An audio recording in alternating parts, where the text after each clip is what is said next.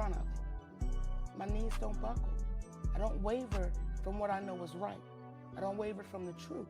So if that has to be public, I'm okay with that. I'm still waiting for Tyler. Still waiting for Oprah to say, let's have this public, open conversation. Don't run. Don't run. Because that may be able to heal our community, just like my son and I. And I'm not saying, oh, we're these healers. No, but you got a chance to see it in real time because I love him and he loves me. And I was not going to let that split second cost us the rest of our lives.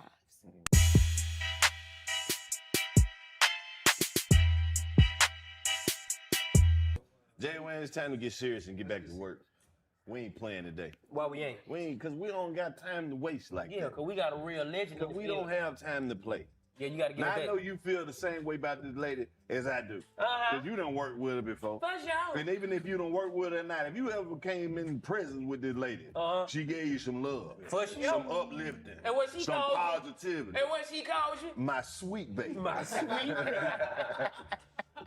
Not only is she a great person, she's a magnificent comedian. Yes. A prolific writer. You did. A good damn joke teller. The further you get in the hood, the more hood the compliments get. What you talking about now? She talks shit. A shit talker. A joke teller. An actress. Oh, a magnificent actress. Fucking these motherfuckers up. You seen it. She told that big bitch, get down the steps. Won a whole Oscar. Won a whole Oscar. She said, now, bitch, I let you get yourself together. Now come down. Bitch, you better come down. You better. That one right there? That one right there? I went down the steps. I just walked down the steps. Come on, man. I'm not. She was acting so good. I was like, when I was watching it, I was like, boy, they done got Monique back on them cigarettes. Boy. That wasn't acting. She was on them squares. Yeah. She was on them squares. Yeah. One of the original queens of comedy. See. Shit, I done lost count at this point. It ain't nothing. You can't say nothing but good things. You better go look up on Google. Come on, man. None other. Then who? The legendary. Huh? Monique.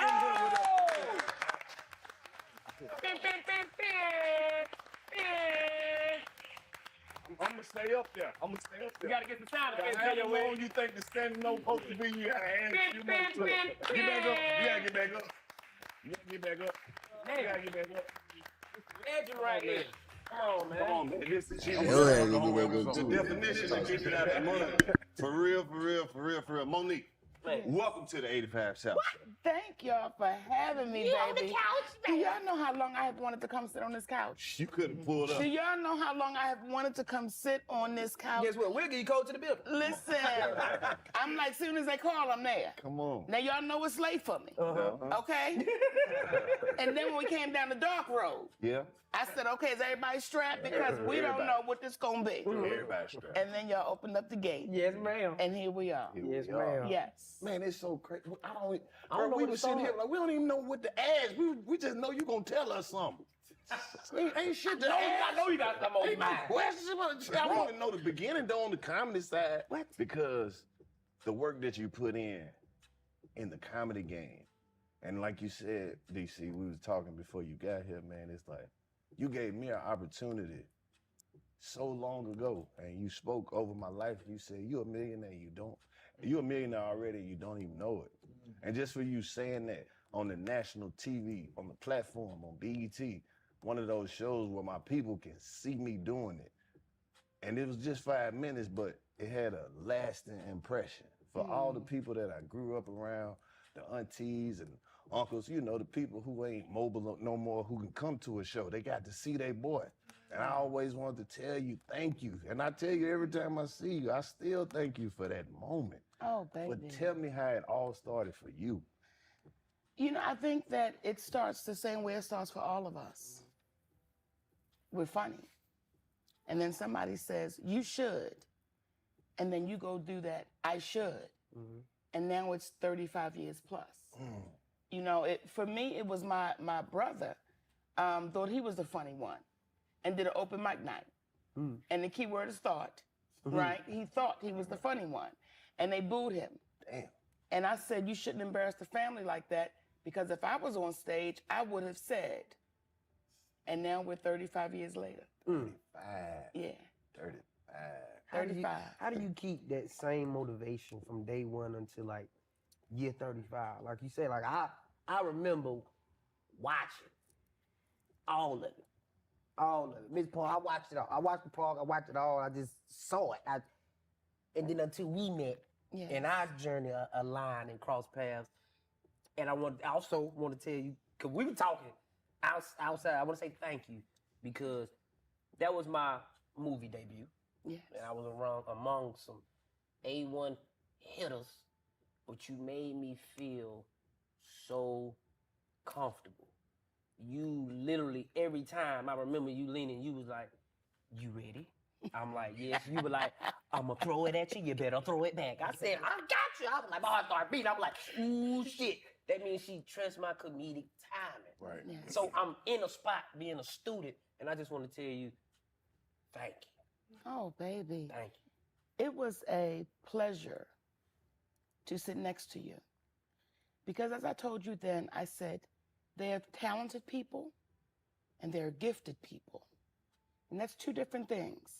Talent, you can teach somebody to say a line. You can teach somebody to be funny in that second. Gifted, you can't teach that. And sitting next to you, I saw your gift. Because everything I gave you, you wouldn't flinch. When I said to you, boy, I will stab you with this fork. And you said, I like that. I was like, oh, shit, yes. Oh, shit, we got one, baby. And you were fearless. And I said, you were a breath of fresh air. And you weren't competing. You were just being. And that's what makes it magical. When there's no competition, you're just being in the moment. And you were always in that moment. There was never a time that you got shook. There was never a time that I saw you, even watching in Video Village, watching you, you were just so present and you let your gift take over. That's why, I'm honored to be sitting here with you babies, because you didn't quit. From the MoniQue show to right now, you kept going. And though you took that 5 minutes, that 5 minutes made you famous to people that you said to them one day, and then at 5 minutes, they had a chance to see their boy, their nephew, their grandson, their cousin become famous. So it's an honor to watch you babies grow and keep going and make room for the next babies that's coming up. It is, as me and my husband was sitting back in the green room, I said, Daddy, this is beautiful. Because the baby took me on a tour of your business and all these different rooms and all these different avenues. And then y'all are making room and avenues for other young babies coming up in this game. This wasn't possible 20 years ago. So to watch y'all do it and do it effortlessly, and you do it so giving. Because I'm watching your staff. I'm watching your people. Everybody black. Everybody's black. Everybody's black. The furniture black. The furniture black. The bathroom. We got one white boy. He cool. He black. He black. Yeah, He black. He can't say certain words. But just to watch y'all do it is awesome. Yeah. Awesome. To speak on that too, cause man, to do comedy back then, and to do it when it was time where it was like, when the spotlight get on me, I ain't worrying about nobody else. How do you break through that threshold, and how do you continue to stay like positive and motivated during the time where it's like, ain't nobody giving you no shot, and even when you good, that damn near put you in the back of the line because niggas is definitely scared of you. Well, because every shot was a shot. Like, I never looked at it like, oh, no, every turn was a turn. And I've always told the comedians, when you get on that stage, it's your moment. You can't worry about who went before you, who is going after you. It is just your moment. And when you're gifted, you can't get away from the gift. Right. You can try, you can say, oh, but when you're gifted, you can't get away from that gift. And that's the motivation. because you don't want to disappoint the universe for the gift you've been given. I still go in my closet. I'll say to my husband, I'm in the closet on stage, Daddy. I still do that. I still get in the bathroom mirror and I'm talking and I'm going over things, even if there's no show lined up. Because when you're gifted, and I say that humbly, when you're gifted, you can't stop that. That's a part of you you cannot stop. So when people say, why would Sugar Ray Leonard get back in the ring? Because it's a gift. You want to keep expressing that gift. So that's how I stay motivated. I enjoy expressing the gift. Profound. Now, I gotta ask this because you created one of Black America's favorite shows. There was a time in my life where you couldn't go over a young lady's house past a certain time and Miss Nikki Parker wasn't on that TV. Miss Nikki Parker! And I'm talking about, you know, they used to let it ride. You might get 8 episodes in a row. Back to back. Come on. What was it Back like for to you back. to be able to be Miss Nikki Parker? Let me tell you. First, there were 3 people that actually created that show. Sarah Finney, Ralph Farquhar, and Vita Spears. Ralph, I just worked with Ralph. They were the creators. However, in them being the creators, Countess Vaughn and I, and Dorian Wilson, and Yvette Wilson, and Jenna Van Royd, and my baby Ken Lawson, we brought those characters to life. Yes. And in bringing those characters to life, those characters will be with us forever. You know, there are some people that say, don't call me by that name because I've done it so long ago. I will forever be Nikki Parker, and I walk in that proudly because Nikki Parker gave Monique a strength. Nikki Parker and Monique began to intertwine with things that Nikki Parker did that Monique may have been too insecure to do. So when people said, oh, you just had it going on, Nikki Parker and Monique began to intertwine. Like, remember I had to wear the bathing suit? Yes. Now, that ain't no shit Monique would have done. That's my personals. That ain't for nobody. Right. But Nikki Parker was like, hell no. We ain't gonna let these other bitches be in these bathing suits, and we not. We bathing We're too. bathing too. So, you know, it was just that, it was the strength and the courage and the confidence and the funny. And being with Countess Vaughn, Your chemistry was amazing. Amazing. it was magical. You couldn't explain.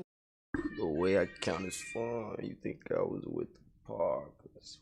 Next day, yeah. Like the first day we met, I knew she was mine and she knew I was hers. We could not explain that chemistry. It was just time. Yeah. It was the right. We still talk to this day. That's still my pudding, and she still say mama. That is so dope. I appreciate that show because it showed strength, and it also showed that Black women may be what's the word I'm looking for? You may have the wrong impression because of how we talk, and you don't understand our love language. Mhm. But every show, you got an ass, you made sure. What? Still sport at the same time. You was right there. I can't let you go out there and just do anything because the world is gonna tear you down. As a matter of fact, you in school, I'm gonna watch you. Yes. I'm gonna work there. Yes. So I keep my eye on you. Yes. But I got to I got to keep that tone right there. Yes. Man, it was I beautiful. think that's why that show was so successful, because it was real. Mhm. And it was a lot of mother-daughter relationships. Mhm. Kim was trying to find her grown. Nikki was trying to keep her baby. Mhm. So there was a constant battle, but they loved each other. Right. There was that constant conflict where you're trying to find your woman and your mama saying, you still ain't grown. I'm trying to get out the way, but I can't get out the way. I can't let you fall, but I want to let you slip. So it was that constant going back and forth that mothers and daughters were going through then. I appreciated those two women because they were not your stereotypical beauties. They weren't that. You had Countess Vaughn, who was short and a little pudgy and cute. You had Nikki Parker, who was this big Black woman, but neither one was apologetic. Neither one was saying, I'm sorry for who I am. They were both saying, this is who we are. Take us or leave us, but we ain't going nowhere. Look damn good. Oh, come on now. You Come saw on. Stanley when you realized you ain't want him no more. He wanted you. You saw that? Did you see it? Did you see it? But that just goes to show you how it works. He was on your ass. Listen, the moment she said, Uh-huh. that's okay, even though she still loved him, even though she still believed that one day this man will be mine, all the way up to that day where she was going to marry another man, only because she felt like there was no more hope. Not because she didn't love him. Because the moment Endell said, hey, he loved you, she had to look at that cat and say, I've been fighting for this for 5 years. Do you think in 2 shows you're going to come in and take me? Nikki was like, no, that's the one I really want. And that goes to show women, if you got to stalk a nigga, you got to believe it. You got to believe it. Okay? You got to believe it. For sure. You did that. Now I want to ask you about the original Queens of Comedy. Yes. Come on, man. One of the highest selling tours, Yes. Black female comedians of Come all on, man. time. Yes. How many dates did y'all do? How long were y'all out there? What's some of your favorite moments and favorite cities and how you grew from it? A lot of stuff came from the Queens of Comedy. Everything was my favorite. Just the whole experience. The whole experience, to be on stages with some of the funniest women to ever hold a microphone. What an honor. Yeah. Right? And to be unified in that tour in a way that we didn't know we would wind up being unified like that. Because at first it was the queens, it was the kings, then it was the queens and the kings together. And the kings would get treatment that the queens wasn't getting. Uh-oh. And I had to say, wait a minute, sugar, what's happening? And the other queens had to say, okay, wait a minute, what's happening? But to have that experience with the kings as well. So now you're on stages with what will go down in history as some of the greatest to ever do it. It's a moment in time that I'll never forget. It's a moment in time to be with Samoa, Adele Givens, Laura Hayes, and to look back, right? The beauty is for me is that when my sons can go back and say, wow, mommy, when my grandson's favorite show is The Parkers, and he's 7, and he's singing the theme song. When my granddaughter, who's now 3, she doesn't know how to say, I want to watch The Parkers. She says, put grandmommy on. Put grandmommy on. So right. those are those moments that are special ones. All of it. So when people say, Monique, what was your favorite? All of it's been my favorite because I'm still that little fat girl in the mirror saying, one day. That's how you stay motivated. Some of us believe we arrived. So I'm here. I still feel like I'm still walking in it. I'm still dreaming. I've never stopped dreaming. Now, a lot of people might not know, but you're from Baltimore. All day? And that's become one of our favorite cities to perform in. That's the reason why we clicked. If I wasn't from the South, I'd probably be from D.C. or Baltimore. Yeah. Or Detroit. Yeah. Baltimore is real. Love Baltimore. Baltimore is blue collar. Yeah. Baltimore's down home. Baltimore is what made me be unafraid. Baltimore is what made me say, I won't apologize. Baltimore is what made me say, I don't give a goddamn what your title is. Wrong is wrong and right is right. Baltimore made me say, I won't back down. I won't back up, because that's what I'm from. Yeah. I love Baltimore, man. That when they come to the show, bro, They country, they just stay up there. We all do our Right, see weekend the at the Comedy Factory up there. Yes. Man, Baltimore, they come and They they come out, show turn up. They show out. They make it an Baltimore event. come They out. dress up and everything. Yes. Man, And they movie treat every you time. like family. Yes. I don't consider people fans anywhere.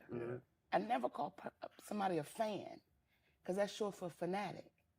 And I don't want to be fanatical over Monique. We family. So when you go to Baltimore, it's family. When you get in front of your people, it's family. And you have some of us that get in front of our people and they treat our people like they're doing them a favor. Yeah. Not understanding. Without our people, we don't work. Yeah.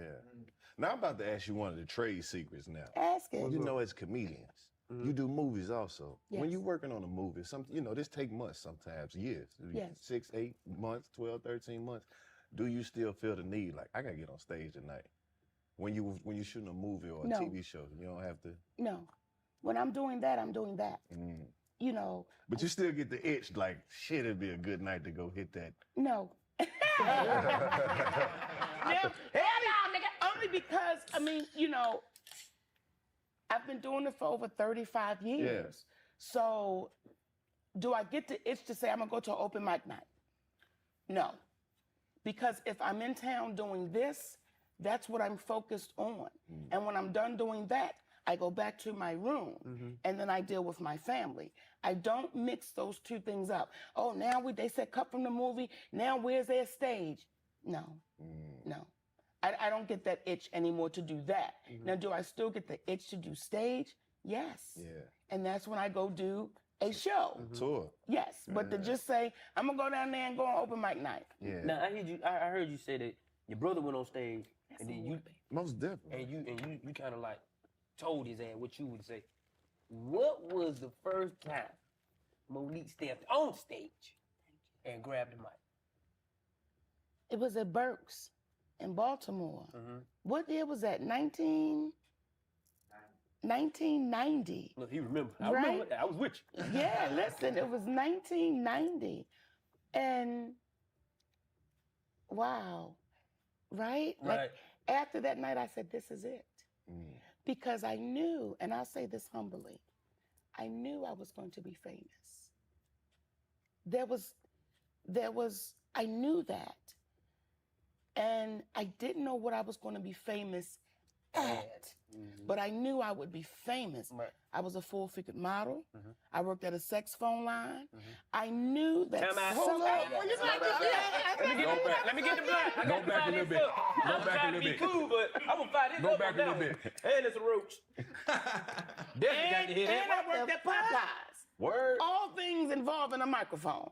Yes. You was on the drive-through? I was on the drive-through, baby. Let me I tell always you wanted to do the something. drive-through. Man, if you pulled Always. up the fucking Popeyes and Monique was on the speaker. Baby, you're taking my sweet baby. You're This how when you came to my drive-through, because I was so proud that I had a job and I was making my own money, but it was still a microphone. So that was my opportunity to talk in that microphone. And when you pulled up, baby, I said, hi, welcome to Popeyes. My name is Monique. What would you like this afternoon or this evening? Whatever time it was, baby. And if they said, hi, Monique, I was like, oh, shit.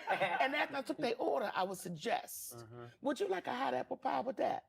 You know what, Monique? I think I would. Try one around, baby. Yeah, Right. you know. Now let's get back to this sex hotline. I knew you was going back to it. We put it in reverse. How long did you do that? I did that. And how did that come about? Well, honey, let me tell you. I did that for maybe a year and a half. Ooh, that's a lot of talking. And I didn't actually talk to the men. I transferred the calls.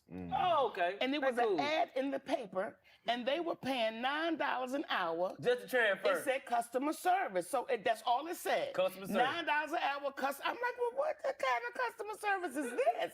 So I go on an interview, Right. and they take me back in the room, and you begin to listen to the calls. I was like, so wait a minute. You telling me I just have to listen to the calls, transfer the calls, and I'm going to make $9 an hour? Sign me up. And when I tell you, it was one of the best jobs that I've ever had, because some of the shit you learned, you was like, oh, I didn't know that was possible. Right. Okay, it was Okay. incredible. It was incredible. Woo. That's amazing. Damn. Like, I want to ask you this. What's your favorite work? Is it movies? Is it TV? Is it the road? Is it radio? What is it? What you like? Stand-up is my baby. First and foremost. Stand-up is my first love. Like stand-up was and is. Stand-up saved my life. Because you can walk out on that stage and you can be in some place mentally, but when you're done, it can bring you back balanced. You can walk out on a stage and be so unbalanced and going through life, but that audience doesn't care because I paid my money. Bitch, I'm unbalanced, so I need to laugh tonight. So your issues doesn't matter to me. And when you can share your issues, and then y'all can laugh with you at the issues, that's very therapeutic. Very therapeutic. Tell me about it. Yeah, you've gone up on stage, I'm sure, some nights, and life was lifing. Exactly. But you had to go out there and you said, you know what? I've got to be funny. I've got to be funny because they dealing with life too. Yeah. And we are the medicine. Yeah. And again, I say it humbly. We are oftentimes people's medicine to feel better without popping a pill. So you got to swallow yours and you got to go on that stage and be medicine. Man. Yeah. It's different levels to it too, especially when you at the stage of your career where it's like, now you playing the game or you don't eat that day, where it's like, I'm trying to get to the other side where that money at. I need this show money tonight. Oh, baby. You mean to tell me the only thing I got to do is make y'all laugh? Nigga, I'm hungry. I've been waiting on this all day. Yeah. I'm about to fuck y'all up. Yes. Yes. I need it. Yeah. Oh, man. Cause I listen to you and I could tell from tone people have great tranquility and be very calm. Where did my sweet babies come from? Cause my sweet babies is like a word when, baby, you don't want to be nothing after my sweet baby. It's to the point now when we even hear your name and you got to say it. My sweet baby. Because y'all are. Right. And for me, it's such a term of endearment that how can you be mad at that? Right. How can you have a problem with that? You know, and one day, my grandson said it to me. He said, "Hey, my sweet baby." And that thing melted me. And I'm like, is that what people feel when I say that? Absolutely. Is that what? So for me, it makes me feel good. I hope it make you feel good. And if I don't remember your name, hey, sweet baby. It clears all of that up, baby. It give you a pass. Hey, my sweet baby. Yes. Because you always had that energy. Because I saw a clip. It was some TV show. And it was the daughter and the mama was standing right there. And the daughter was like, I don't want to hear that. And you was just fighting with her. Charm school, baby. And you was just trying to. I saw it where you were like, I said, never to this motherfucker. But you know what, baby? I'm going to fight with you. I said, boy, she good. She good. Charm School was a fool. Charm School. That's what it was? Charm School. VH1. Yeah. Charm School was a great learning lesson, even for me. Because even at that time, there were decisions and choices I was making that I wasn't mature enough. Right? And I can remember going home one night and I was telling my husband about it. The fight that was getting ready to happen with the young lady's mother and he said, Mama, he said, you are there to teach and learn. So you can't handle it like they would handle it. You can't get flustered. You can't get shook because now you're in the same position. Right. And at the time, mentally, as I look back on it, I said, wow, I could have handled that differently. I could have said that differently. I could have walked through that differently because I was in my 30s. Now I'm a 57-year-old woman. So things I did in my 30s, I wouldn't do in my 50s. Right. So I would never challenge a baby to take her in the back. Okay, because I said we can go in the bag. We can go in the bag. And we can go in the bag, and then we can come back out, baby. The Baltimore came out in me like, what we gonna do? For sure. I would never do that at 57 years old. So with that show, watching it back, I've learned just like those women have learned. And I'm happy for those sisters, for the ones that said, I'm going to keep it going. I'm going to do something with it. I'm happy for those babies. And if I had to do it again, I would do some things differently. That might be interesting. That might be an interesting one. That might be an interesting That might be an interesting one. Light bulb click. Mine click too. I know some motherfucker that need to get straight.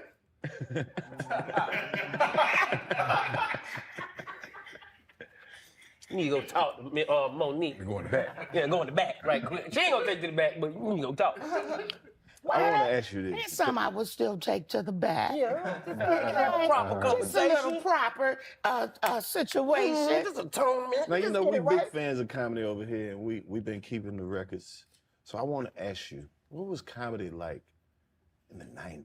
Because that's the era we'll never get to experience. It was magical, baby. See, there was a time that we didn't know how you lived. We didn't know that you had a private jet.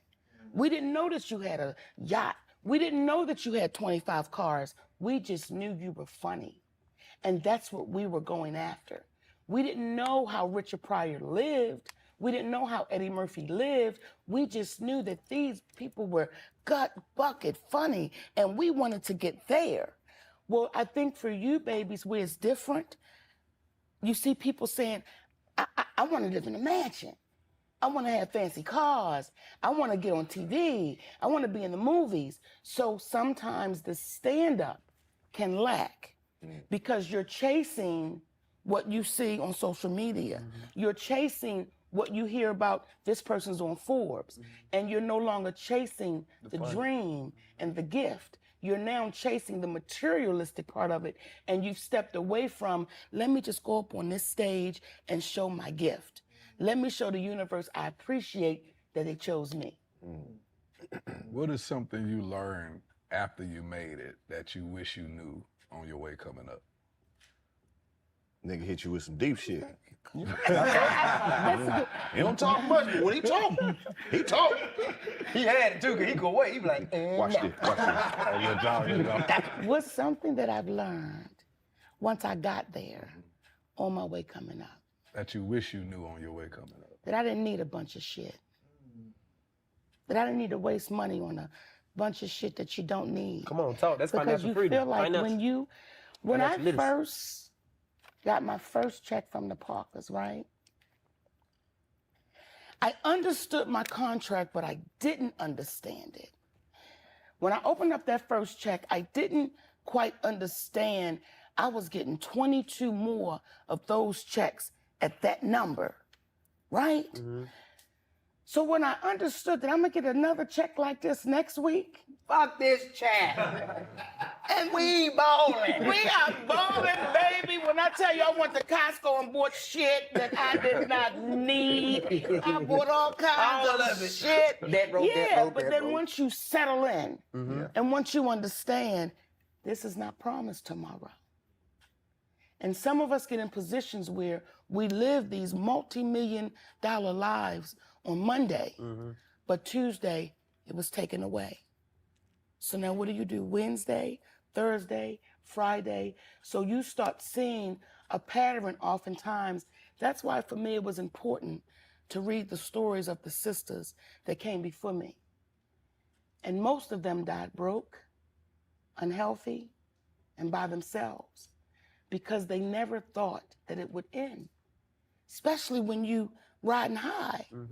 Especially when everyone says you're the best and you're the greatest and something happens and just like that. Now it's done. But you are still in this $1 million lifestyle that you still have to try to maintain and afford. So some sisters and brothers can find themselves doing things that you got to maintain this lifestyle instead of saying, okay, wait a minute. Let me make sure I'm not living above my means, even though I get that check every week. Let me make sure that if that check gets taken away, I'm not going to be taken away.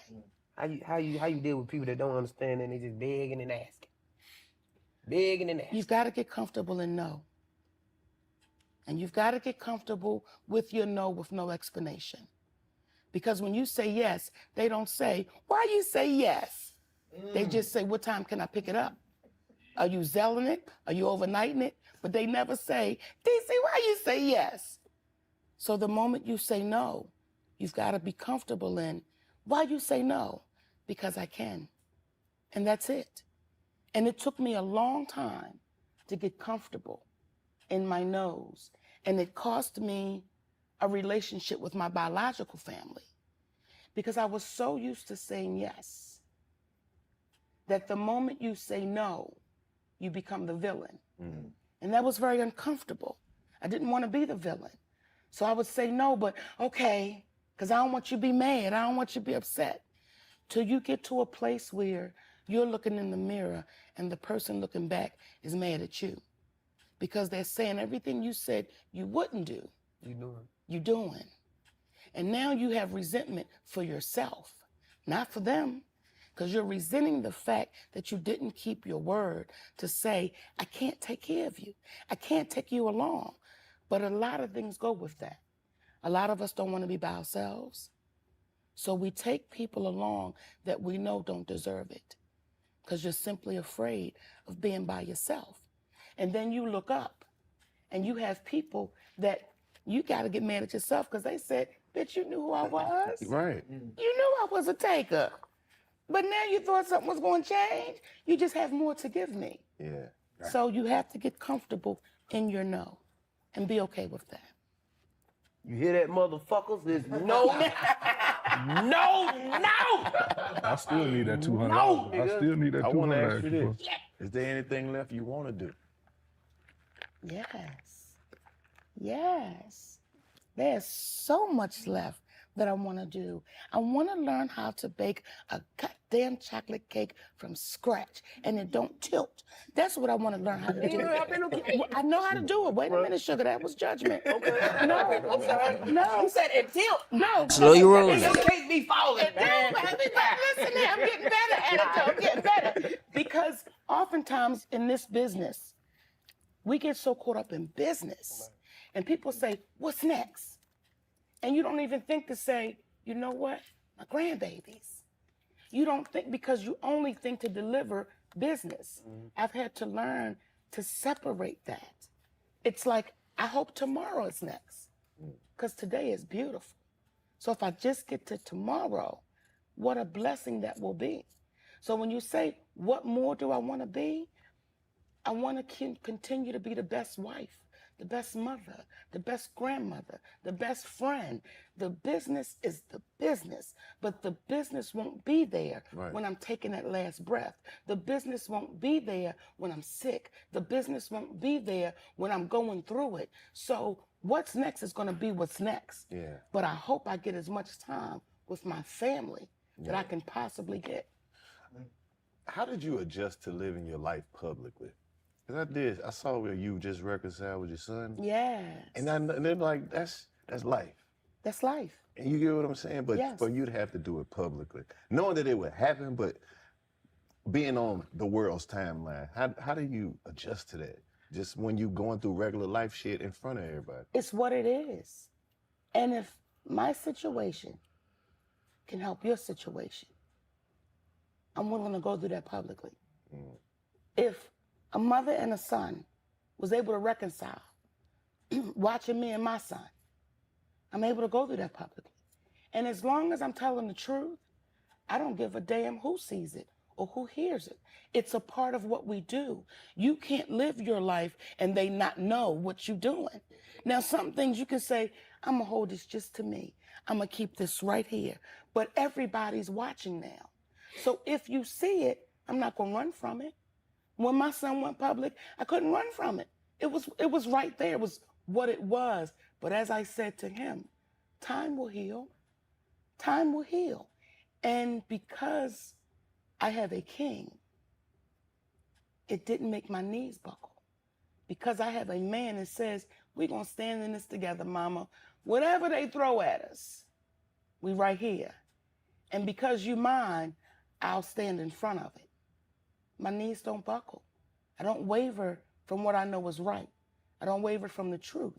So if that has to be public, I'm okay with that. I'm still waiting for Tyler Perry. Still waiting for Oprah Winfrey to say, let's have this public, open conversation. Don't run. Don't run. Because that may be able to heal our community. Just like my son and I. And I'm not saying, oh, we're these healers. No, but you got a chance to see it in real time because I love him and he loves me. And I was not going to let that split second cost us the rest of our lives. When my mother left, I had no relationship. When my father left, I had no relationship. When my sister left, I had no relationship. I have 2 biological brothers that I have no relationship with. And I called my son and said, I do not want us to go another moment like this. And both of us were willing. So it had to happen publicly, but look at where it is now. So I'm okay with that. I ain't got shit to hide. Right. Like you brought up the Tyler Perry and the lead thing. Like, I did, because I didn't know if y'all was, okay? I mean, we be tripping. we don't really be, you know, but see, that's the thing. Is like, we brought you here just to show you love. I love me. That's what we do. On the comedic side of things, on the entertainment side of things, but you did see when I did my Club Shay Shay, he brought up you, and I told him, the quote was that people say MoniQue hard to work with. Yes. And I told him, no, she ain't. She just ain't to be played with. Right. So what do you say to the people? Music to her hard ears. to work with? Well, for the people that said I'm hard to work with, they've not worked with me. Exactly. So I can't even entertain it. Understood. Because they've not worked with me. But when you have a man named Tyler Perry saying she's difficult to work with, and you've never worked with me, and that cost me 12 years of my career. So when people say, MoniQue, let that go, I'll ask you, because you know the streets. If somebody cost a man $2,000 for lying on him in the streets, what happens? You come and see. Okay, that's 2,000. Now let's say 20,000. What happens? Ooh. Ain't no 10. Huh? Ain't no 10. It's about this. Okay. That's Gonna be a fish fry. Yeah. So now let's say Sit up. Somebody might have to sell some plates. 250,000. That's when you gotta say, you gotta put it in God's hand. Okay? And you with 2 I'm gonna million. keep going up Right. because I'm making a point. Understood. So now let's say that lie cost you $2 million. Damn. Now let's say that lie cost you between $24 and $36 million. Do you let it go? I'm asking you. No, ma'am. Do you let it go? Do you let it go? Just reminded me of you. Y'all know your auntie, your granny, your OG, somebody. Nigga, that was a question. I'm asking you. So why ever would I let that go? Why ever would I not talk about it every opportunity I get? Because you've cost my family that money. And what happens is we get so afraid of power that we're too afraid to say what's real. I've sat in front of brothers and sisters who will say off camera, that shit was wrong.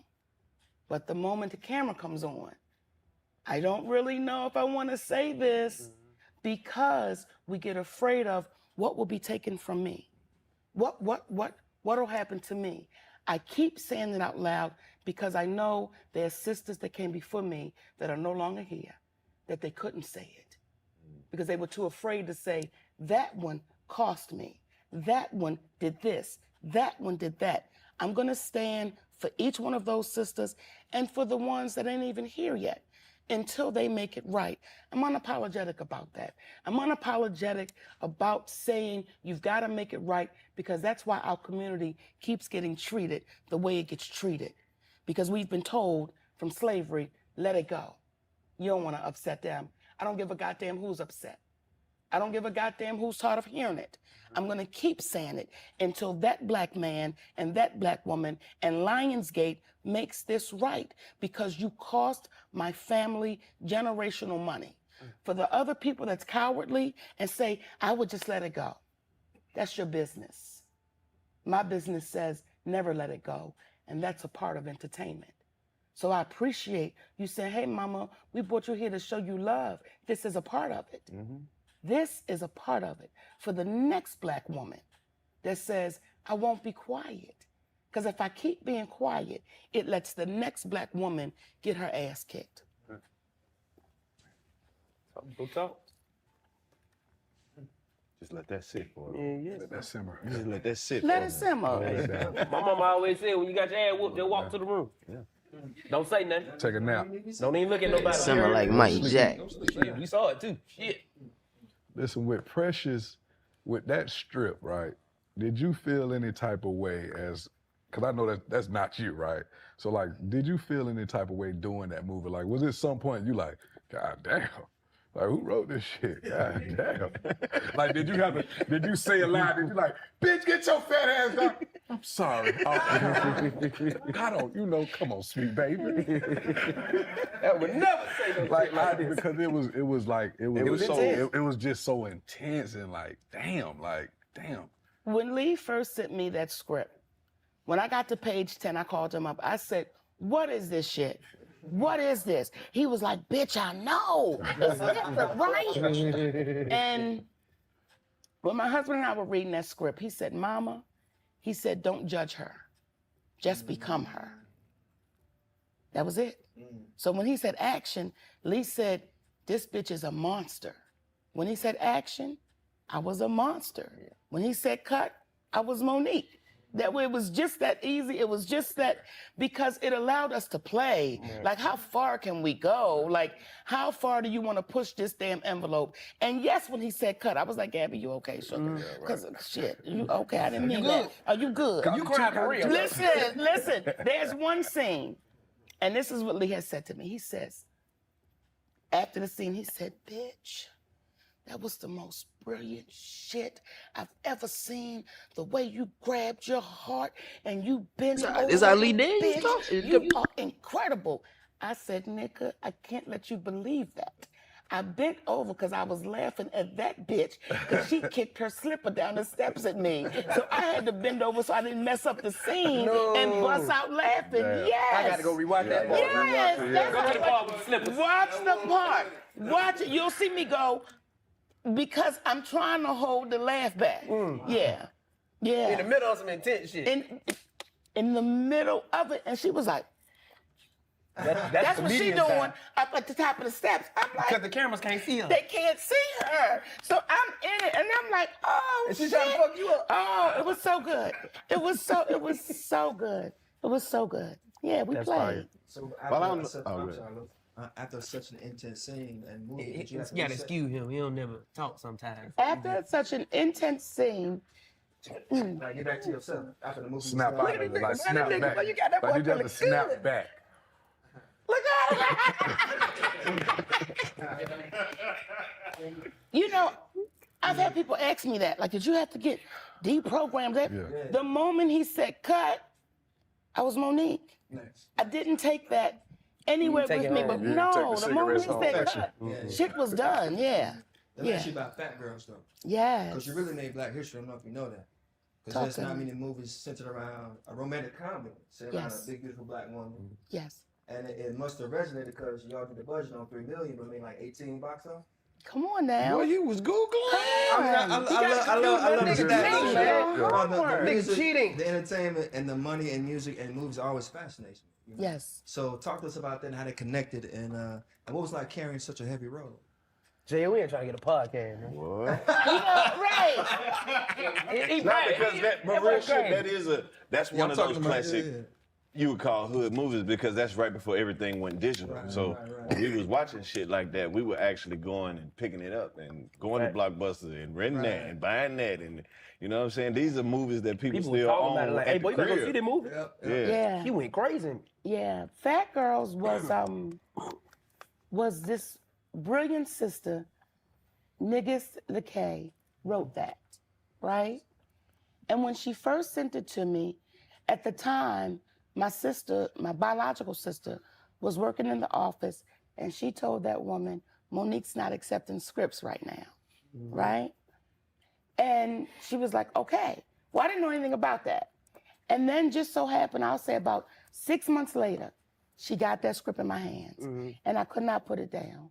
And I called her that night and I said, let's do it. Because I had never seen a big black woman portrayed that way, where she was the love interest and she wasn't the joke. And it wasn't, oh, you know, it's a pity relationship. It was this man really loving this woman. So that one was a lot of fun to do. Yeah. A lot of fun to do. Not the best business deal, but a lot of fun to do. Yes. Well, because at the time, there were so many things I didn't know.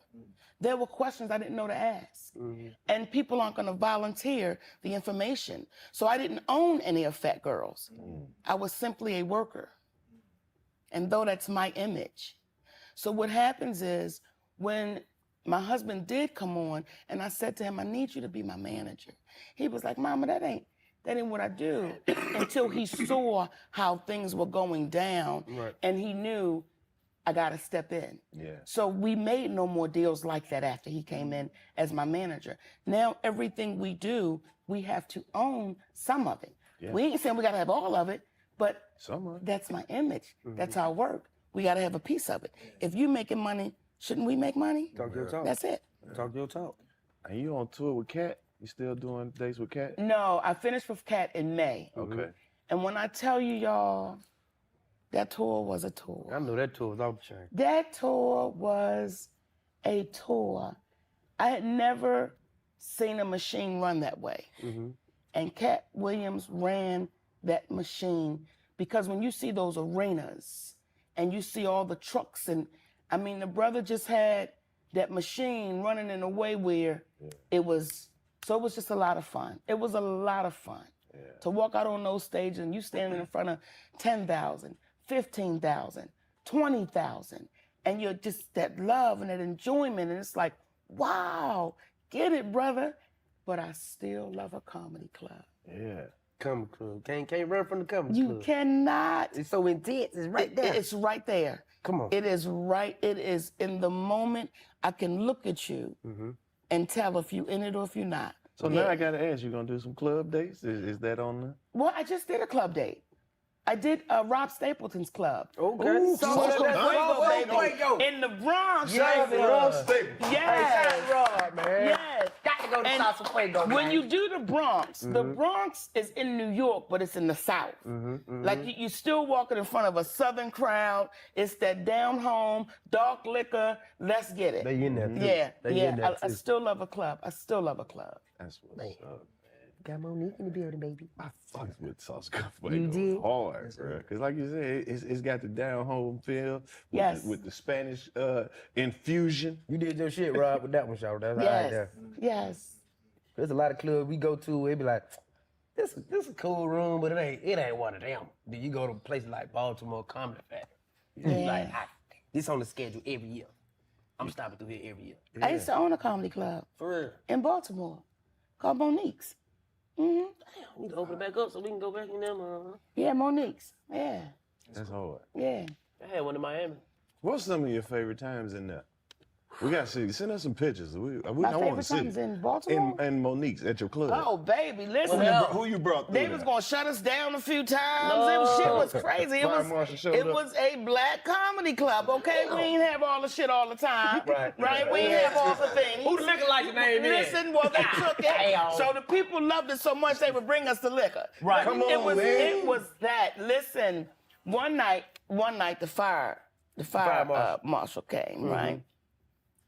And all the shit that they said was wrong. Right. They weren't making shit up. It was wrong. Right. But I knew the mayor at the time, and he said, if you ever need anything, you call me. Oh, I will call you now. That day, I told you, said, you wait right here, sugar. I'll be right back. I said, hey, they got the fire marshal down here trying to shut me down. He said, give me a second. Montel Williams' father was the chief. Right? Damn. Chief Williams. Chief Williams called back and said, could you put that gentleman on the phone? I said, yes, sir, I sure can. There you go. When he got off the phone, that gentleman walked past me and said, I want to apologize and we'll never return again. Wow. Thank you, my love. Thank you. So I've always been covered in the. Now we had to get the shit fixed. Right. Like his daddy was like, okay, don't make me look All right, now I bad. can't do this Get again. this shit repaired. Right. But it was just, that covering, that thing, baby. Yeah, Monique's with Steve Harvey. Everybody came through Monique's. Everybody came through Monique's. Yes. And you done seen a lot of people. Yes. You done seen a lot of people. What are some people that you saw where you was like, man, they got it, that the world may not have got a chance to see? Wow.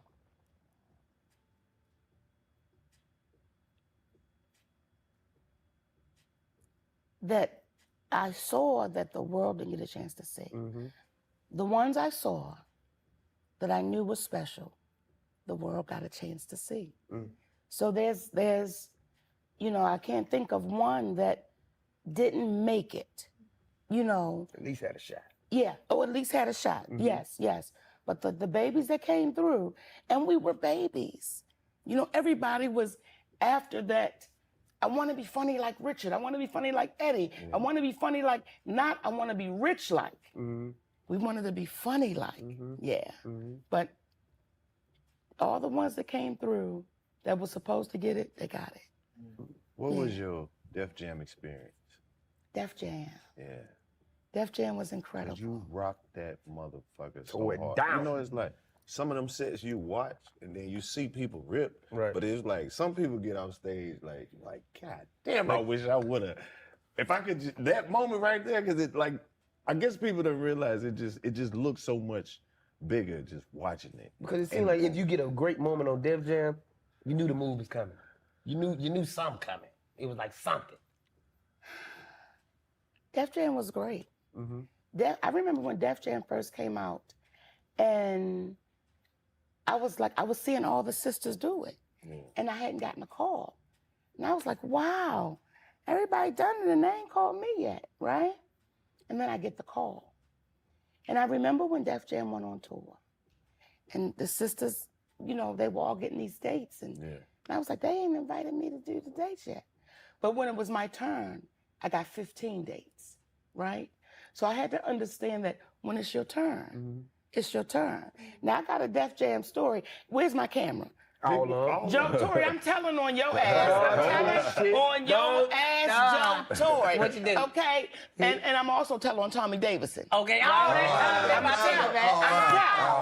telling. You know I'm going to tell on a nigga, right? You know I will tell on a nigga. And I've always told on a nigga, even as a child. I'm going to tell on a nigga. So, okay.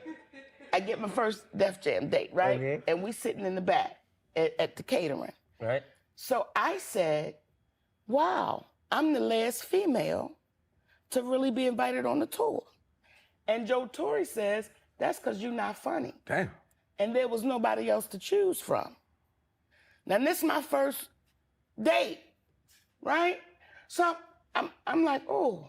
So I can't let this nigga see that it got me. Right. Damn, I can't let him see that it just stung. Right. So I get up and go in the bathroom, but I guess my walk away was a little, a little defeated, right? I was like, this nigga, and I got to go on stage and he telling me I ain't funny. What kind of shit is this? Right. So here come a knock on the door.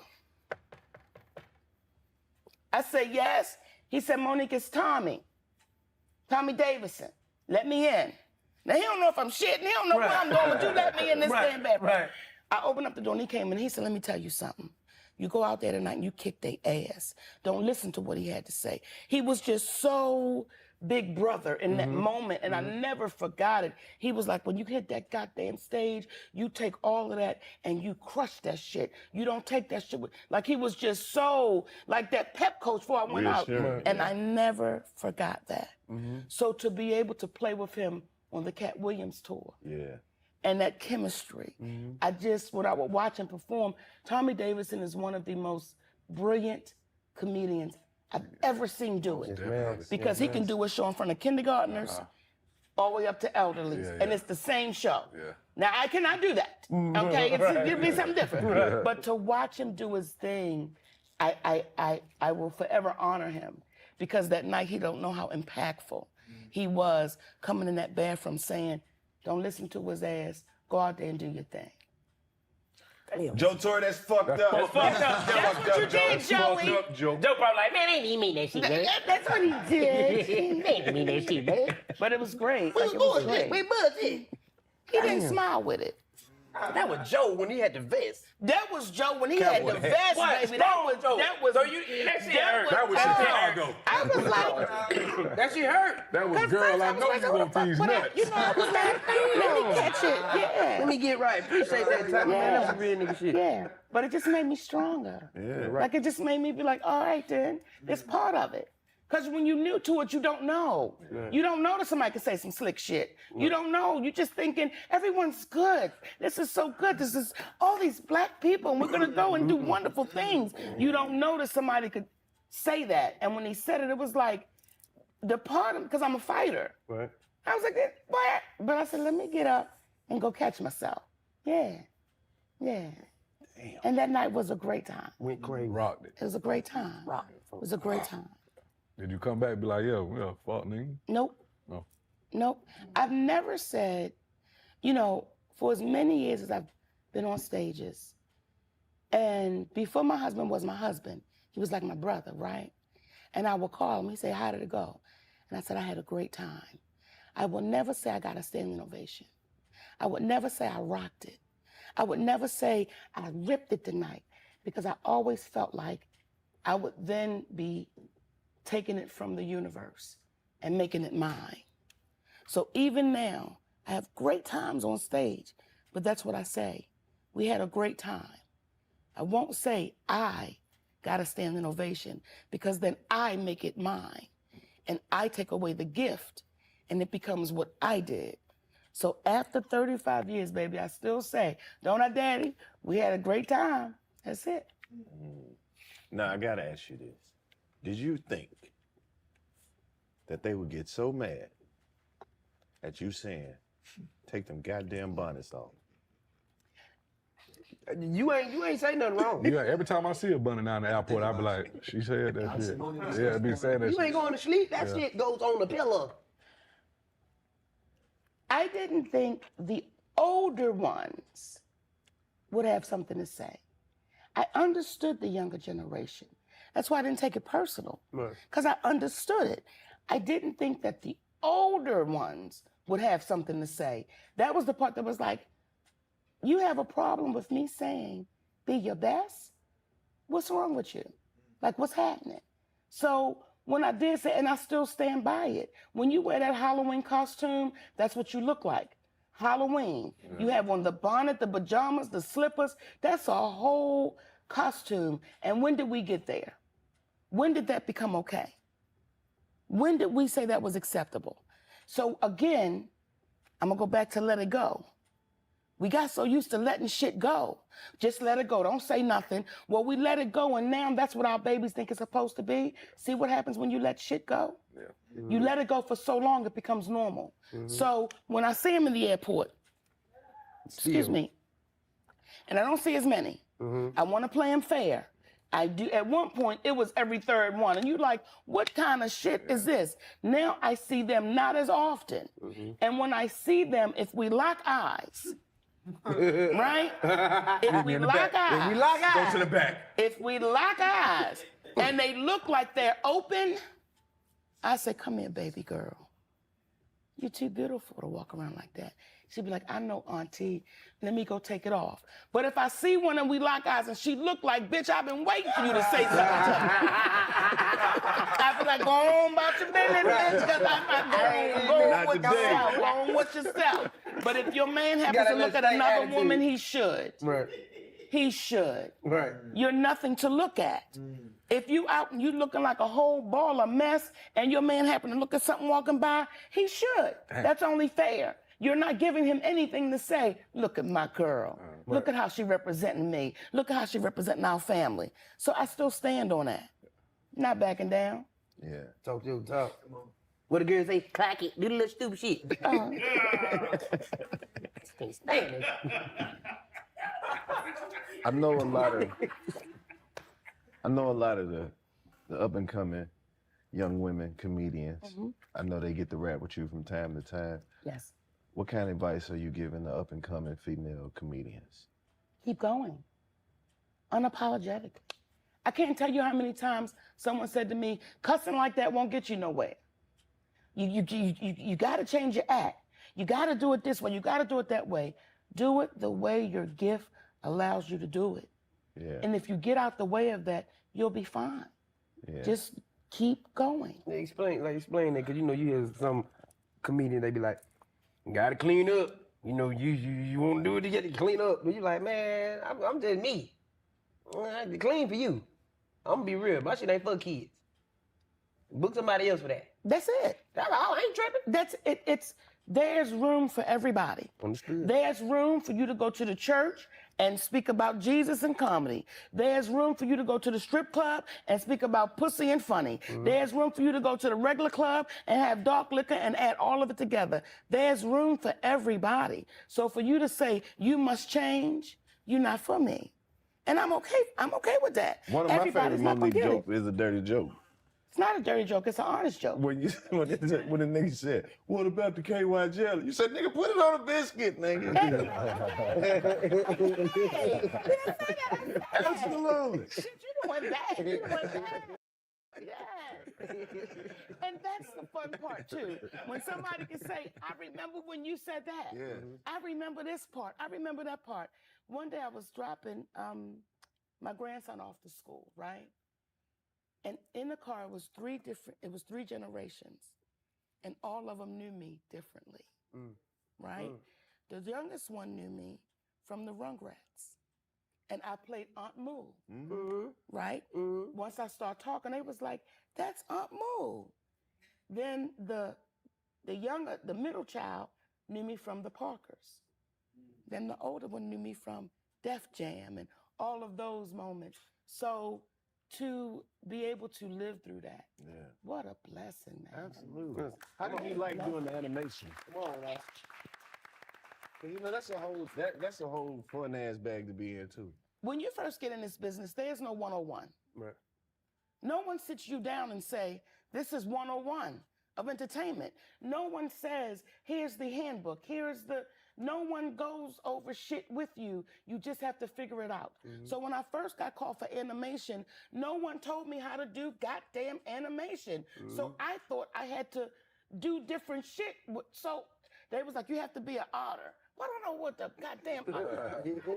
I ain't never been no damn otter. So no one said, just talk on your regular. I was like, yes, and then you can come and get this round and then get it. So the white You was trying to be an otter. I was trying to they over there cracking up. I'm like, I got this shit. I got this right there. Then they was like, well. She ain't trying to be an otter. No one told me. You're just supposed to talk in your regular shit, right? So I didn't understand why they were laughing. I'm like, well, shit, because I don't audition. Right. I'm like, I just came in here to read this, okay? I'm like, I got this shit, yeah. They didn't call back, right? They didn't say anything. But when I went in for Aunt Moo, right? I knew now at this point, you just talk in your voice and they'll put it to the little character. So again, there's no one-on-one. Nobody explains shit to you. You just got to figure it out. So when people say, I don't have a college degree, yes, you do. You go through college with this shit. Everything you do, baby, because you don't go to a building and sit down with a book and a pen, don't mean you ain't been to college. We've been to college. Some of us got our degrees and some of us didn't. In the field with it. And come on, baby. Come on now. Yeah. My class outside. Yes. That's the best education. I just don't walk with my books. Come on now. Come on. And you only smart at what you know. That's it. You smart at what you know. When people say, I got my doctorate in what you know. Right. But take your ass to the jungles of the Congo. Let's see how smart your ass is. You're going to need some assistance. Yeah, you smart at what you know. Yeah. Who are some of your all-time favorite comedians? Or just regular people who make you laugh, like from the hood? From your block. The funniest person that makes me laugh, I sleep with her. And that's my husband. Like, people don't know that about him. They don't know. You smile, they go smile. You doing good, Johnny? There's shit he'll say, and I be like, yo, did you just say that shit? Like, I signed him up one time for open mic night at my comedy club. He kept winning the shit. He was like, listen, because I see how committed you are, I couldn't do this shit. He said, when I get to Kentucky, I might not feel like being funny that night. You've got to be funny that night. And that's the difference, but he's naturally funny. Gut bucket, like gut bucket down home, Mississippi funny. Oh, shit, that nigga funny for real. They put that Mississippi on me. But boy, it's funny. Like, and when I never, like, it was just a trust that I'm like, he got this. Yeah. He got this. And here's where your ego can get involved, right? I remember that night being interviewed. And I was riding so high because the show was so good. It was. And they was like, oh my God. And I never even said, my husband wrote this. I just took it. Yeah. I just, because I'm right. But then when you play it back, it's like, ooh, ooh, ooh, ooh, ooh, ooh, no ma'am. No ma'am. Writers, he wrote that. Let me make sure I acknowledge that. So when you say, who's funny? Did you laugh? Hell yeah. Your ass off, right? Yeah. All right then. Now, what made you do the whole Beyonce dance type shit? Because I'm a dancer. I'm I'm a dancer, baby. I'm a dancer. I'm a dancer. It's one of those, one of those moments that's gonna live forever. But for the culture type shit, every time the BET Awards come around, that clip start going back around. You know, I've forever been a big woman, and I knew that the way big women are treated in this country, especially Black big women, it's almost like you've committed a crime. Yeah. And to see us beautiful and sexy and unapologetic, it's like, listen, let's show them something different. Let's show them our sexy and our beauty. And yeah, we might jiggle a little bit, but damn it, the average woman does. So when I first went to BET to Stephen Hill, he said, oh, that's going to be so funny. And I said, it's not a joke. It's not a joke. We're doing this for real. And once he knew I wasn't laughing, he was like, oh, okay. And even the introduction of it, I was unaware of it. When the guy says, let's get ready to jiggle. Oh, no. I had no idea that was going to happen. I had no idea that was going to happen. So the actual women and the dance was so impactful. And again, I say that humbly, you don't even remember that. Right. You got to think about that to go back to it. So for that moment in time, to see those big women, and I could see them at home, jumping up and down in front of their TVs. I could feel them. I could feel them saying, we good, Mo. We okay, Mo. We are sexy. We are beautiful. So that will be a moment in time that I'll always hold on to. Yeah. And you know, this the crazy part about it. What's You've up, been uplifting big Black women, BBWs, whoever, whatever name they go by these days. And then you went on your weight loss journey. Yes. And they got mad too. Well, am I a small woman? Are you asking me? I am. Oh. No, I don't think so. So if you saw me walking down the street, would you say that's a big woman? No. And I'm not offended by it. I call them thick. I just be like, they thick. That's a thick woman, Thick. right? Yeah. So to say some of the sisters got mad, it's like, y'all, I got to 200 pounds. Whenever is that a small person? I got to 198. Whenever is that a small person? Am I smaller than I was? Yes, but I am still a big woman. I will always be a big woman. You see my head? You see my shoulders, nigga? You see my feet? You see my ass? Like, I'm a big woman and I'm okay with that. But what I am saying to our sisters now, listen, it's okay to be a big woman, but can we be healthy women? It's okay to be healthy women. There was a time I didn't think that way. There was a time I ate what I wanted to eat, when I wanted to eat it, however I wanted to eat it, because I was this big woman and that's how people knew me. And you know what? And I'm over 300 pounds. And I can't climb a flight of steps without being out of breath. And I can't move around like I'm supposed to. So it took my husband saying to me, check this out. That's too much. And what you gonna do?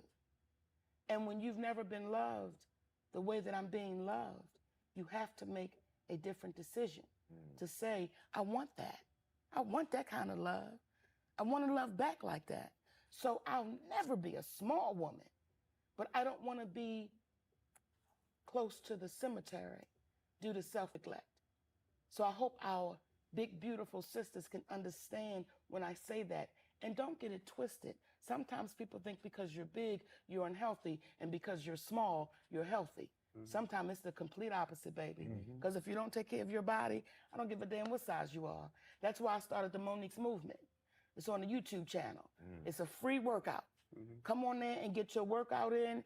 You don't have to be judged. You ain't got to be insecure. You can do it right in your home and just move your body. The person that moves, even if they're obese, will outlive the person that is not, but they don't move. Man, we can sit here and do this all day. Man, It's so refreshing. It's beautiful. That's how I felt about you, DC. I swear to goodness, baby. That day I was just like, look at this baby right here. And could take a note. That baby took a note. We sitting at that damn table. you hear me? Oh, it was so good. I appreciate it. So good. When you leaned over and you said, I'm going to throw it at you, I said, first of all, she already established. Right. She don't care. She like, I want to see you win. So when I throw something at you, and the whole time I'm there, I'm like, I know the script. Because we done sat at this table for 3 weeks. Everybody got to get their POV. I'm like, what is the longest POV I ever sat at? Okay. And I swear on everything, man. I said, I ain't no win. But she was like, they coming at you? I was like, did my day. She said, I'm finna throw it at you. I'm like, all right, I don't know what she gonna say, but when she said that with the fork and all that, and I said that, and they were like, cut. She was like, I love you, buddy. Yes. What you got it? That football game, that was not in the script. That was not in the and I'm like, this baby, he's letting when he ran over and said that one was for you, that wasn't in the script. Like, I'm just like, create, go. And you just kept going. Right. And look at you now, baby. Thank you I so gotta much. ask you this. Yeah. Yes. My baby. I just know that the hood would be on my ass if I didn't ask you about another iconic black movie that you've been a part of. Yes. Welcome Home, Roscoe Jenkins. Yes. Let's go. Yes. Hold up. Yes. Yes. Where he going? I ain't going nowhere. I don't know. I had to speak. That's the shit I like. Just get up and walk off and come back. It's your shit. That's what you can do when it's your shit. You know what I'm saying? Ain't no white person say, oh, we get the fuck out of my You can do thing. that. Just do that. Welcome Home, Roscoe Jenkins. You did that. Was such an amazing time. And Martin Lawrence is selfless because he let everybody shine. Everybody. Everybody was able to do their thing, right? And when you are with Mike Epps and Michael Clark Duncan, and you know that Mike Epps is going to go to the left at any time, and you know that Michael Clark Duncan like say something else, and I'm gonna get your ass. So when you see them, he chase him. That's real shit.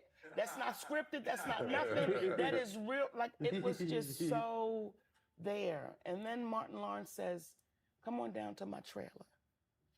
What's the nicest trailer you ever been in? The nicest trailer I ever been in? It's pretty decent. Describe it. I mean, it wasn't no extravagant ass Like, was trailer. it the bedroom? I mean, it had like a little living room. Right. And then they have a Little living room, bedroom in like a bedroom in there. there. Right. And you can close the door. You closed the door. Right. Yeah. When I stepped in his shit, it was 3 stories. Dang. Okay? A trailer? When I stepped in his trailer, Nigga had a mobile home. listen. And then he said to me, "Monique, don't ever let them tell you what you can't have." And that was that brother showing me all that was possible without bragging, without saying, "Look at my shit." He was saying, don't you ever let them tell you what you can have. Because if you want it, this is what's available. And I was grateful for him in that moment, because that was a moment of, hey sis, this is the kind of shit that's available to us. This is what's available to us. So it was incredible. It was incredible to make that movie with someone that I grew up watching. Yeah. House Party. What's Happening Now. Come on. Come on. Remember Martin Lawrence was on What's Happening Now? Hell yeah. Okay. Maurice. Listen. Then you see the Martin show, and now I get a chance to play with this brother. Yeah. You fucked me up because I didn't even know they had 3-story trailers. I did not either. I'm gonna go ask for a I 3-story did not trailer next movie. either. Okay. 3-story trailer, bro. I did not either. And it was just, so I've been appreciative of the ones I've been around who was willing to share. Yeah. Like I've been around some of the greats, Patti LaBelle, Ashford and Simpson. I've been around Stephanie Mills. I've been around those people that said, let me show you something. Let me put something in your ear. I've appreciated those moments because they've walked the path before me. Yeah. And they were willing to say, let me just show you. If you just stay on this path, you all right. That's all right, though. Well, What we got for? Monique, this could really be a 10-part series. You can come back every month if you You want can come to. back whenever you want. You can come back and host this shit if you want to. You got shit to get off your chest. Say what you feel, man. We ain't scared. You ever just want to get out the house? Shit, we out here. But we did get you something. We got you something. We can't let you come down here and not get you something. Oh, my babies. Thank y'all. Should I open it now? Yes. Okay. It's like Christmas. Yes. Ooh, she like it. Yeah. Oh, y'all have merchandise. You got merchandise. Yeah. You can get this happy your husband. I don't know if you like he'll fuck around and wear that. My sweet babies. I tell you, she Come tried on that. now. You gotta pop your collar. Indeed. 85 South. Most It's definitely. my size though, right? Yes, most definitely. Oh, it won't be a midriff on me. No, it's gonna be comfortable. Okay. It's gonna be comfortable. Oh yeah, that's come on, baby. Y'all got the size right. You got Work you out in that right. motherfucker. You do whatever. We gonna make sure it's respectful. Thank you, my babies. Hey man, any questions from the floor? Anybody got? Come on now, we got a real icon in here now. Auntie, I got more questions. Legend. I know you do. Ask it, baby. You on a podcast. You funny. I know. So, being from Baltimore, Yes. the to do, like, what is the origin behind that? I always The was accent. fascinated by that. To do, how y'all say those words. We say Doug. Yeah. We say mother. Mm-hmm. We say father. FAVA. MOVA. That's just how we say it. You know, that's our dialect. That's how we talk. I can't. We say Baltimore Yeah. with that D in there. Now, Yeah. Oh, y'all say Baltimore. Baltimore. I ain't We never, don't say I ain't- Baltimore. I ain't catch Yeah. that. We say look, Baltimore. We say Baltimore too. So No, you we say don't- the T. You don't understand the new lingo they got today, do you? I don't understand none of it. Okay. When they be abbreviating shit, I'm like, listen. I'm talking the Listen. jet lines. What's some of the new The shit? jet lines and the Fatlatugens. That's English. British. She said that's No, English. that's how they like talk in that? Baltimore. Don't What? nobody Do talk it like again. that in You're a Baltimore. jet line Fatlatugen. No one talks. Who Well, have you met in Bro, you Baltimore know that what talk I'm like talking that? about. I promise. They talk like that. I've not met them yet. Okay. I don't know, baby. I don't know But he those. was speaking more like the Avenue. That's it. That's where they come Avenue, from. yeah. Baltimore. Deal We with buddy. sing when we Who they talk. said is Yeah, we sing with it. Yeah. The you part is kind of like frustrating y'all. Got some questions. As a woman in the industry, when was the time Oh, now you on. where you realized you were the only woman in that room, like in that space? Like, When have I realized I was the only woman in the room? That day on the Def Jam tour with Joe Torre. I was the only woman in the room. And I had to make a decision. Do I cuss his ass out and never be the only woman in the room again? Or do I get up and catch my breath and then go put the gift on stage? So, yeah, when you do realize that, you hold your position. You ain't got to be a fella. You be the woman in the room. Talk your talk. Yeah.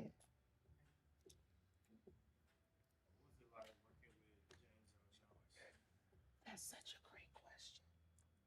I love James Earl Jones, okay? And I know he has since transitioned. And James Earl Jones is an older gentleman, right? And I was standing next to him one day, okay? And he wanted to hug me around my waist. But his hand was like on the top of my ass, right? And I was like, it's James Earl Jones. this is Darth Vader Daddy. This is Root from Claudine. I didn't even say nothing. I let him stay right there. I'm He like, you know, ain't never fingertip. he can't tell from my back to the, you know, it's all right. Yeah. But he crazy. he was everything. He was truly that patriarch. He was the energy of, I've been here. I've done it.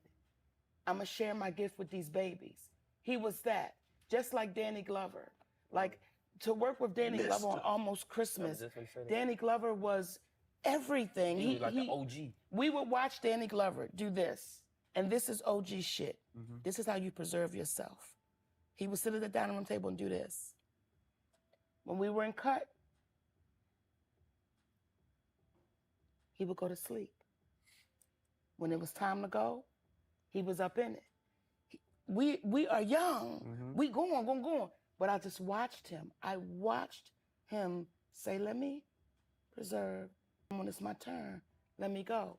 I watched James Earl Jones do the same thing. When it wasn't their turn, they was like, I don't need to be nowhere. But when it was their turn, baby. So yeah, when you work with the greats, you go to school. You go to school. Yeah. Did you before you did the comedy, like growing up, like in high school and everything, did you do like theater and stuff? Did you act? That's such a great question. You know what I'm saying? I was in one school play, Really? and I played a dying grandmother. And I had no lines, but I was going to show that motherfuckers, baby, that I was going to be something. It took me 5 minutes to die, nigga.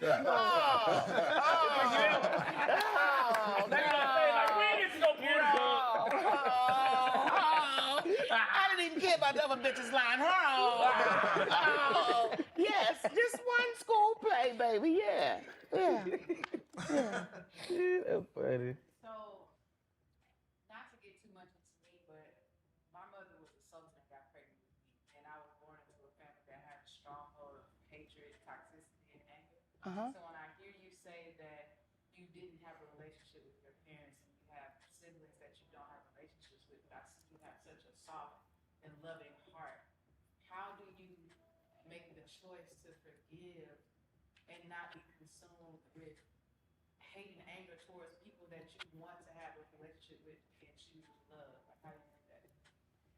You know, for me, and I don't know, this only worked for me. I know what I came from, and I know what I prayed for. And when I received what I prayed for, I couldn't take what I came from and put it into that, because I would be just carrying the poison from one generation to the next generation. So for me, I had to get to a place where I had to save my life.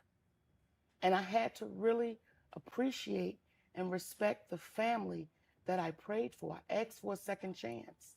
I asked for another chance. So I didn't hate my family. I don't hate my family. I love those people. However, I knew that in staying with those people, I would continue to be sick. And I was mentally sick. I was ill. And that illness was taking over. And it was getting me to a place where it was getting dangerous. So I had to choose me. I had to choose me. Not stop loving, but I had to get to a place where I had to say, I've got to walk away from this. Because if not, I will repeat the same thing. And if y'all are not willing to change, I'm not going to try to change you. I just got to change me and keep moving.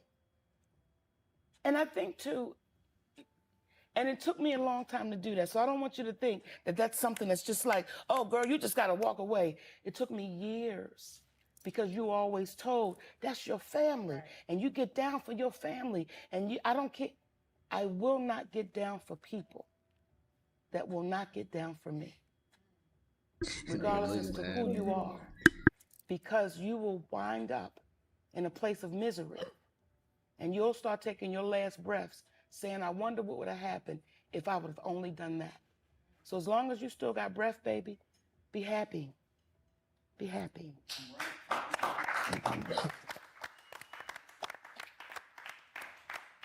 Man. Monique, we more then appreciate you stopping through here. I thank y'all for having me, baby. Oh man. Come on, why you here? Why you here? Why you here? Hell no. We got to get you to Got sign to out sign this table. Now I gotta tell y'all something. This the best shit I ever been on, okay? Because I ain't listen. Let me just tell you why. To my right, he was rolling. To my left, he already had one roll. Sitting right here, baby, you had a little piece you was working with. You did what I'm saying? I said, this the best shit ever. This is what I'm still holding on you to it. still, Man, give me my lighter, man. We done got through the work. Let me go ahead. Yeah, can we smoke in front of her? I was too interested. I had forgot She all said the about my phone weed. said I'm shit sitting out. here like, Lit it up. pick you a spot. Light it Come on this up. side where it's a little more room over here. Give me my lighter before you steal it, because you be stealing lighters. You don't be stealing, man. God damn. See, I'm getting ready to Now, say. don't put that label on me now. Now, I accidentally took some shit, but I ain't no lighter thief. Shit. You know what? I'm gonna come drop off a load of lighters so that'll just wipe off all the little thievery. Clear your debt. Clear my debt. 85 South Show. Monique, we out here. You did. What's up, y'all? It's your girl, Lex P. And it's your girl, Dre Nicole. Clayton English. Now, Greenboy, Louis Belt. Justin Whitehead. Moneybag Mafia. Listen, if you're